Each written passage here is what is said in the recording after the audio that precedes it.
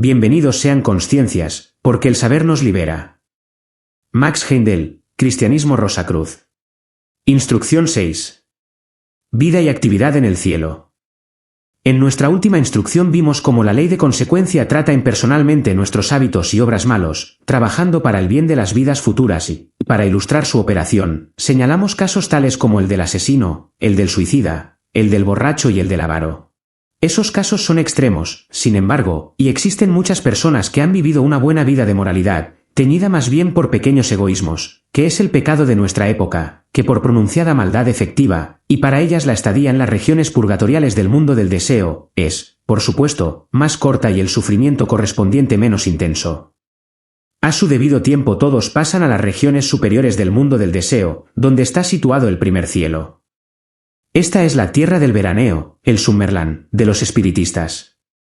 Las imaginaciones y pensamiento de las personas, generados durante la vida, son los que crean las formas que actualmente ven en su imaginación. Una característica de los mundos internos en que la materia de ellos se modela fácilmente bajo el impulso del pensamiento de la voluntad, y todas esas formas fantásticas creadas por la gente se mueven animadas por elementales y duran tanto tiempo como el pensamiento o deseo que las formó. En Navidad, por ejemplo, Santa Claus vive y se mueve allí en realidad. Santa Claus es más o menos en Norteamérica lo que para los países latinos son los Reyes Magos. Muchos empleados de los diversos bazares y jugueterías de los Estados Unidos se disfrazan de Santa Claus, viejo respetable, de barbas blancas, bien abrigado de pieles, que recoge las cartas de los niños en las que piden juguetes, etc. En el caso a que el autor se refiere, los habitantes de los países latinos crean en ese mundo diversas imágenes de los Reyes Magos, los que viven en un tiempo proporcional al vigor del pensamiento que les dio origen. Hay toda suerte de variedades, del mismo y gozan de vigorosa salud durante un mes o más, hasta que los deseos de los niños que los crearon cesan de fluir en esa dirección y entonces se disuelven para surgir de nuevo al año siguiente. La Nueva Jerusalén con sus calles de perla y mares de cristal y todas las demás imaginaciones piadosas y morales de la gente de iglesia, también se encuentran allí.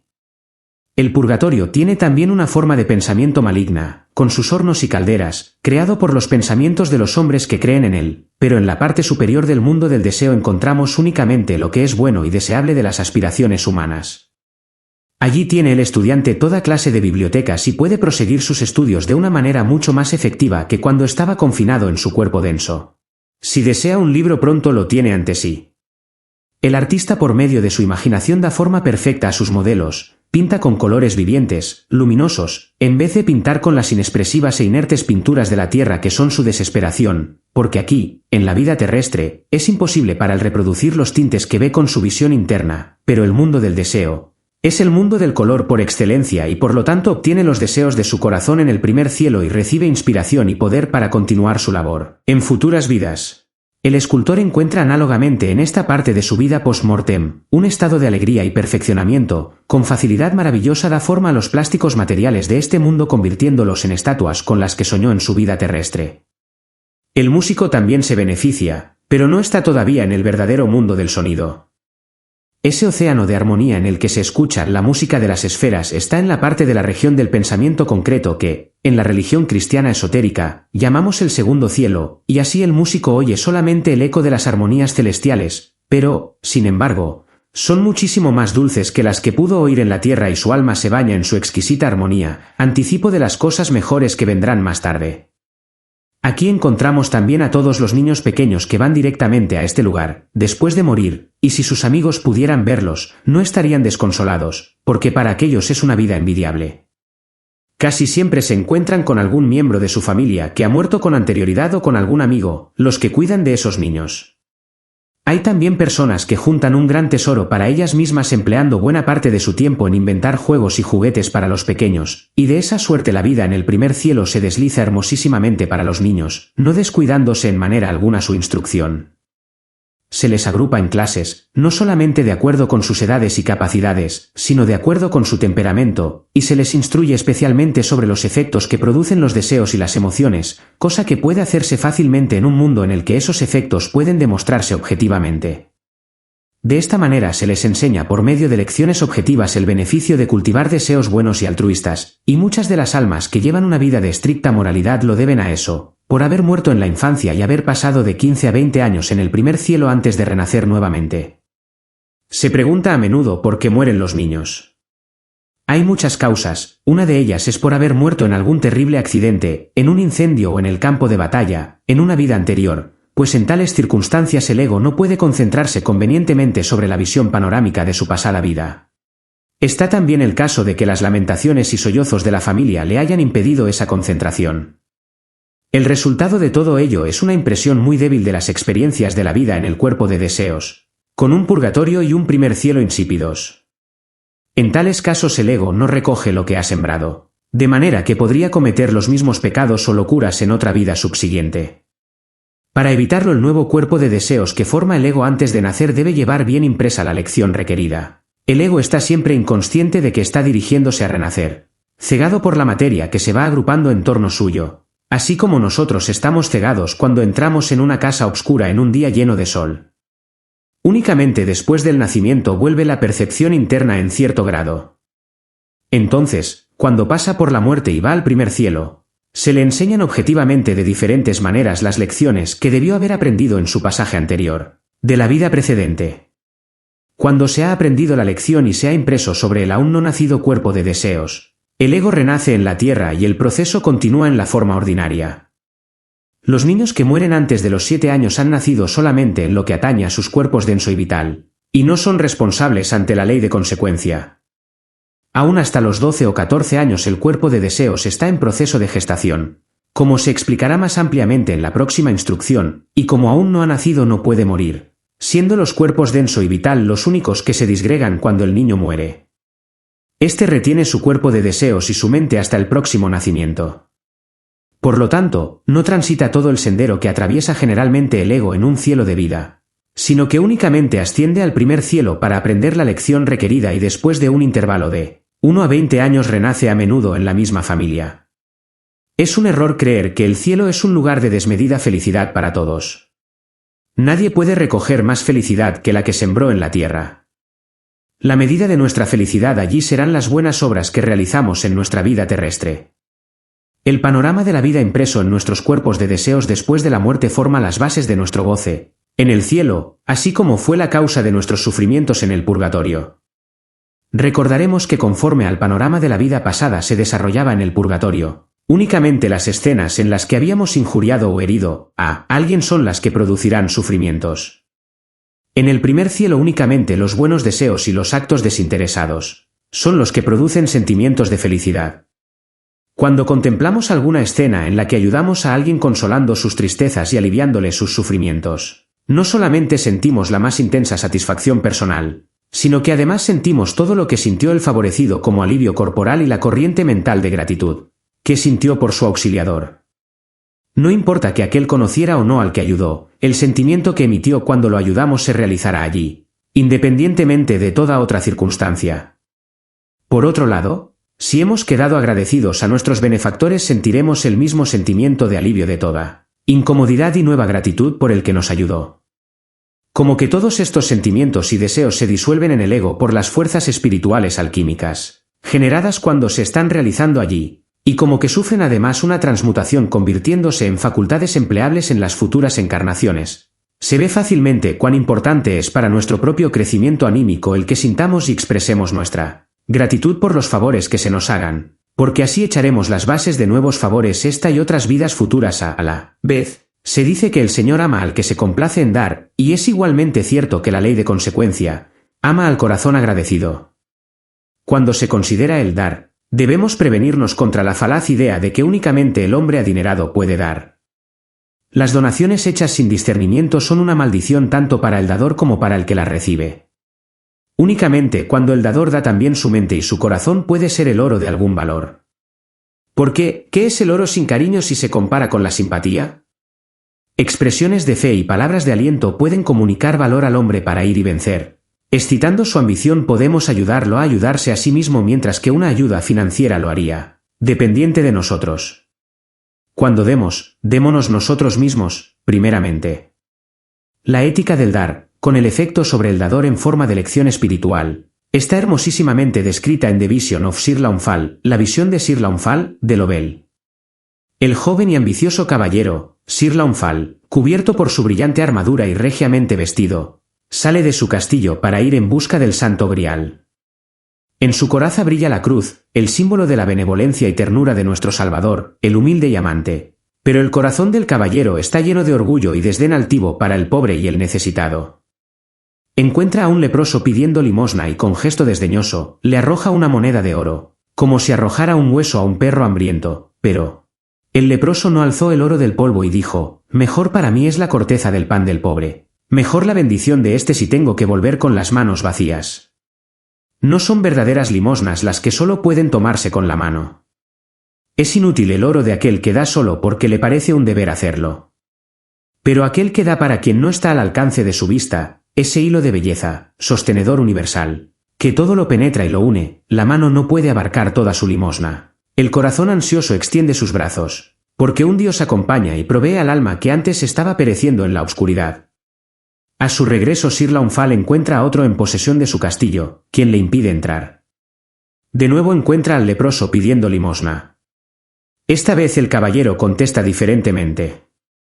Echa una mirada al leproso y lo recuerda, reconociéndolo, y se produce una transformación. Ya viejo y doblegado, gastado y débil volvió de su busca del Santo Grial. Poco caso le hacía a la pérdida de su señorío, ya no lucía en su capa una cruz, pero en lo profundo de su corazón llevaba el signo, la divisa del pobre y del que sufre. Y Sir Launfal dijo: veo en ti la imagen de aquel que murió en el madero. Tú también has tenido tu corona de espinas, tú también has sufrido los escarnios y desprecios del mundo. Y a tu vida no faltaron las heridas en las manos, en los pies, en el costado. Hijo de la clemente María, reconóceme, mira. Por él te doy a ti. Su corazón se volvió ceniza y polvo, partió en dos su última corteza de pan, rompió el hielo en la orilla del arroyuelo y dio de comer y de beber al leproso. El leproso no estaba ya acurrucado a su lado. Glorioso estaba ante él. Y la voz aún más dulce que el silencio dijo: mira, soy yo, no temas. En muchas tierras gastaste tu vida sin provecho buscando al Santo Grial. Mira, aquí está. Esa taza que acabas de llenar en el arroyo para mí, esa corteza es mi cuerpo partido para ti, esta agua la sangre que por ti derramé sobre el madero. La Sagrada Comunión se efectúa ciertamente en cualquier cosa cuando participamos. Pues la dádiva sin el dador es estéril, el que da su propio ser, alimenta a tres con sus limosnas, a sí mismo, a su prójimo hambriento y a mí. Hay dos clases de existencia post-mortem especialmente vacía y monótona, la del materialista y la del hombre que se absorbió tanto en sus negocios mundanos que no tuvo nunca el menor pensamiento sobre los mundos espirituales. La razón no hay que irla a buscar muy lejos.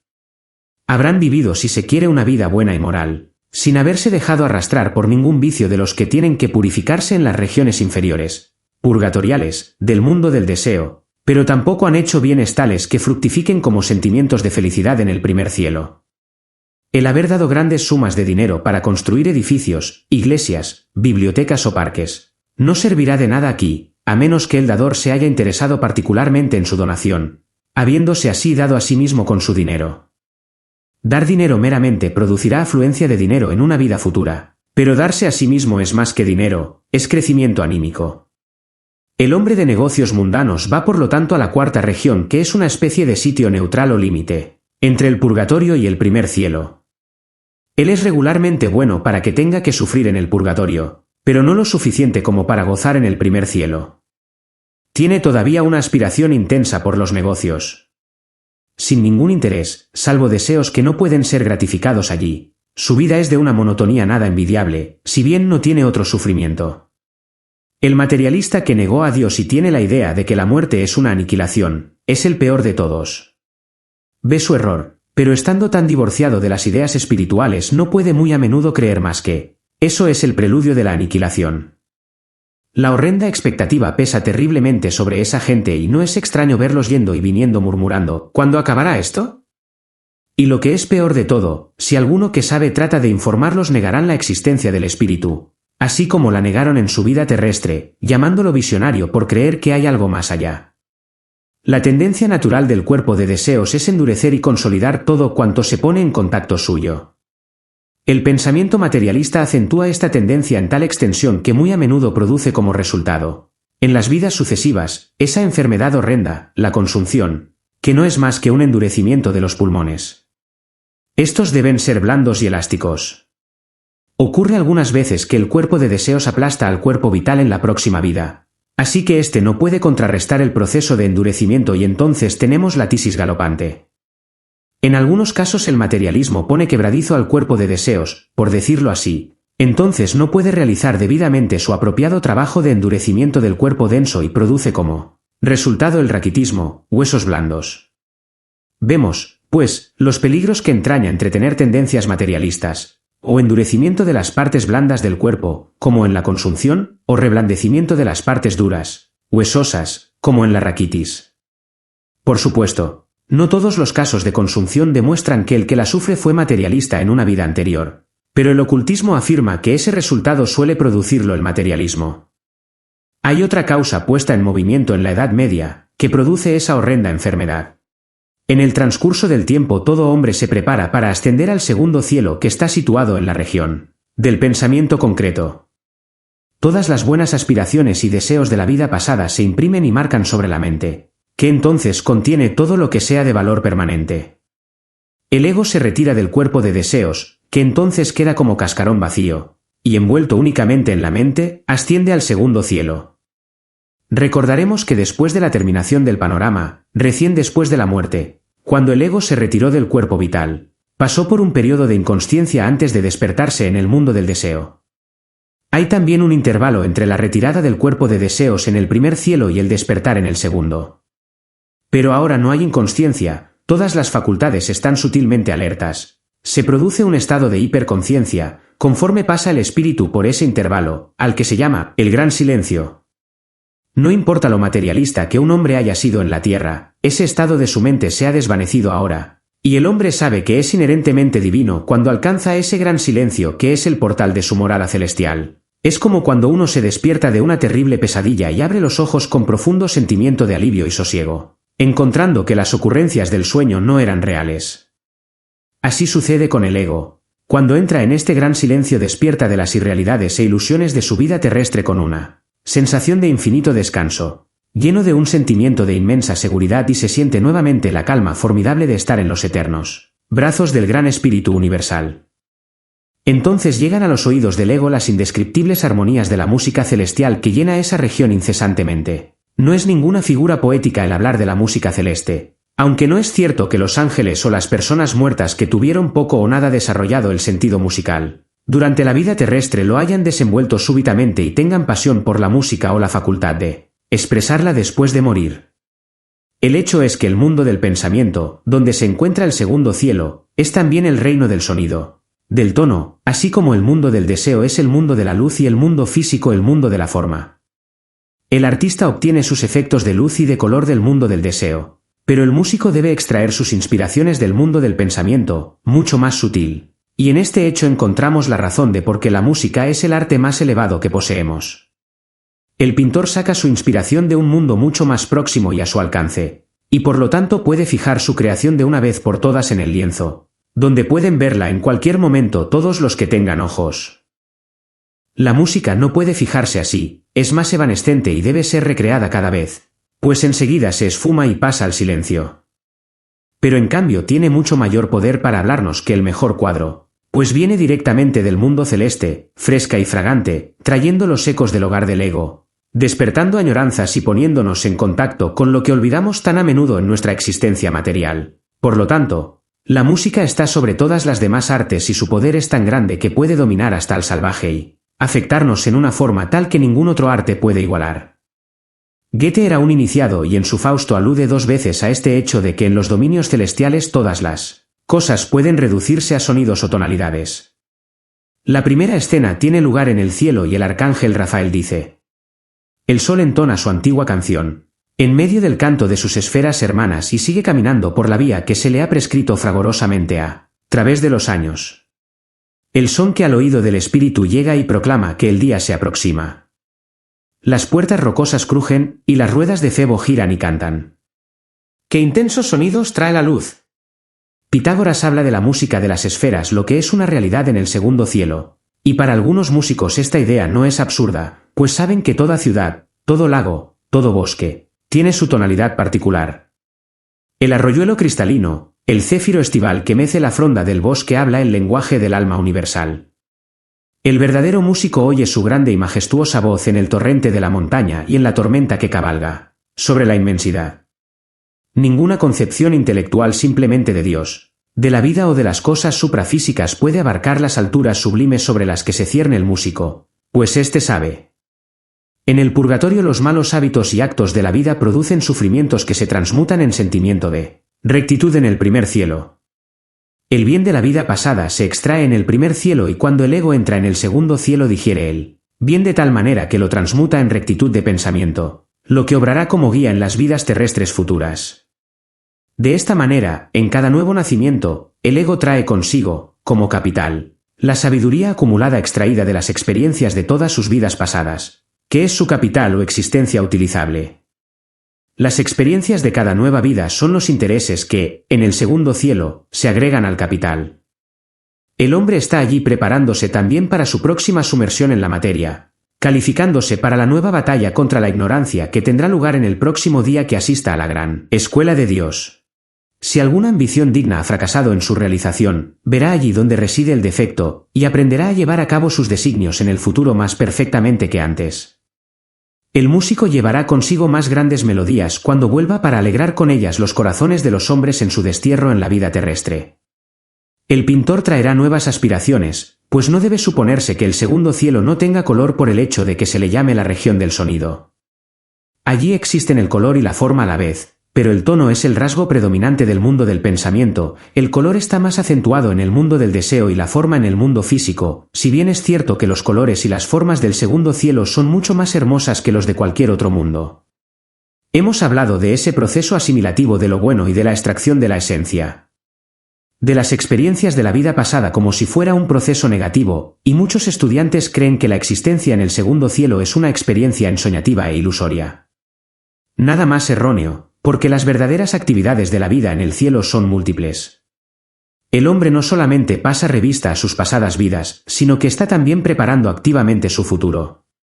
Estamos acostumbrados a hablar de evolución, pero ¿analizamos siempre qué es lo que produce la evolución y por qué no se estanca esta? Si lo hiciéramos comprenderíamos que hay fuerzas tras todo lo visible que producen la alteración de la flora y de la fauna, que producen cambios topográficos y del clima, cosa que se efectúa constantemente, y entonces ocurre generalmente esta pregunta muy natural, ¿qué o quiénes son las fuerzas o agentes de la evolución? Por supuesto, sabemos que los hombres de ciencia dan explicaciones mecánicas sobre ello. Tienen mucho crédito y han realizado muchísimas cosas, si consideramos que la ciencia está en plena infancia y que solo posee 5 sentidos y los ingeniosos instrumentos inventados para ayudarlos. Sus deducciones son maravillosamente ciertas, pero esto no quiere decir que no haya causas subyacentes que no puedan, por ahora, percibirse, pero que proporcionarán una comprensión mucho más clara del asunto que las simples explicaciones mecánicas.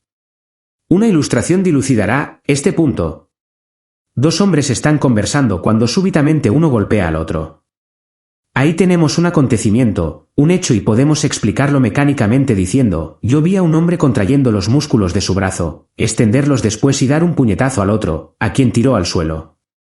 Esta es una versión exacta en lo que afirma, pero el científico ocultista va más allá y ve un pensamiento de odio que inspiró el puñetazo y que dará una versión más completa si se dice que la causa del golpe fue un pensamiento, porque los músculos no fueron más que instrumentos irresponsables de la agresión.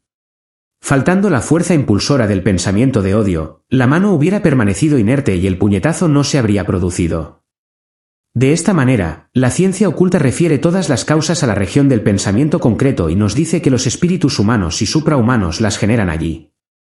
Recordando que los arquetipos creadores de todo lo que vemos en el mundo visible están en el mundo del pensamiento, que es el dominio del sonido, estamos preparados para comprender que las fuerzas arquetípicas están constantemente obrando a través de esos arquetipos que entonces emiten cierto sonido, o, cuando cierto número de ellos se agrupan para crear cierta especie de forma vegetal, animal o humana, los diversos sonidos se mezclarán en un gran coro. Este tono simple o el coro, según sea el caso, es pues la nota clave de la forma que así se crea y, mientras suene, perdurará la forma de la especie, cuando cese, la simple forma o la especie morirá. Un conjunto de sonidos no es música, así como una serie de palabras sin ton ni son no forman una sentencia, pero el sonido rítmico ordenado es el constructor de todo lo que es, como lo dice San Juan en los primeros versículos de su Evangelio: al principio era el Verbo, y sin él nada se hizo, y también que el Verbo se hizo carne. Vemos pues que el sonido es el creador y el sustentador de todas las formas, y en el segundo cielo el ego se hace uno con las fuerzas naturales. Con ellas trabaja sobre los arquetipos de la tierra y del mar, para producir los cambios que gradualmente alteran la apariencia y la condición de la tierra, y de esta manera obtiene un nuevo ambiente, hecho por sí mismo, para recoger nuevas experiencias. En su trabajo está dirigido por los grandes instructores que pertenecen a las jerarquías creadoras llamadas ángeles, arcángeles y por otros nombres, quienes son ministros de Dios. Instruyen al ego conscientemente entonces en el arte divino de crear, tanto en cuanto al mundo se refiere, como a los objetos que en él se encuentran. Le enseñan a construir una forma para sí mismo, dándole como auxiliares a los llamados espíritus de la naturaleza, y de esta manera el hombre hace su aprendizaje para convertirse en creador cada vez que va al segundo cielo. Allí construye el arquetipo de la forma que después exteriorizará al nacer. En la instrucción 3, hablamos de los 4 éteres y dijimos que las fuerzas de la asimilación obran en el éter químico. Los egos del mundo celeste son esas fuerzas, de manera que las mismas personas que llamamos muertos son las que construyen nuestros cuerpos y nos ayudan a vivir. Podemos notar además que nadie puede tener un cuerpo denso mejor de lo que sea capaz de construir. Si comete errores en el cielo, los encontrará aquí cuando tenga que usar un cuerpo defectuoso en la tierra, y por lo tanto aprenderá a corregir esos defectos en la próxima vez. Esto nos hace recordar un aspecto interesante de la ley de consecuencia en el caso de egos que necesitan un cuerpo de construcción especial, como los músicos, en los que no solamente la mano, sino también los oídos, tienen que estar especialmente ajustados, para que los 3 canales semicirculares apunten tan exactamente como sea posible a las 3 dimensiones del espacio, y que las fibras de corti tengan que ser anormalmente delicadas. Tal instrumento no puede formarse con materiales groseros y, por lo tanto, el ego debe nacer en una familia en la que otros hayan trabajado siguiendo líneas análogas, lo que no siempre se encuentra. Suponiendo entonces que se ofrece una ocasión semejante, 100 años antes del tiempo en que tal ego debiera renacer normalmente, y que los ángeles del destino que tienen a su cargo la administración de la ley, y de consecuencia ven que otra oportunidad no se ofrecerá por lo menos en 300 años, se hace que el ego renazca 100 años antes, y esta pérdida de vida celestial se recobra en otra oportunidad. Vemos pues que los vivos y los llamados muertos están accionando y reaccionando constantemente los unos sobre los otros mientras prosiguen el sendero de la evolución. Habiendo llegado pues al segundo cielo, el ego se separa por último de la mente, que era su único ropaje allí, y se liberta completamente, penetrando entonces en el tercer cielo, que es el punto más elevado alcanzable por el hombre en su estado actual de desarrollo. Allí lo seguiremos en la próxima instrucción. Gracias por escuchar, nos vemos en la próxima, hasta pronto.